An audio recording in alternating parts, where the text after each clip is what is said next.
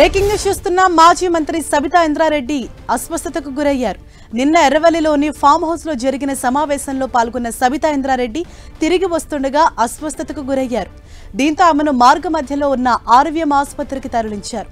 అక్కడ ప్రాథమిక చికిత్స అందించిన వైద్యులు మెరుగైన వైద్యం కోసం హైదరాబాద్కు తరలించారు. మాజీ మంత్రి సబితా ఇంద్రారెడ్డి అస్వస్థతకు గురయ్యారు.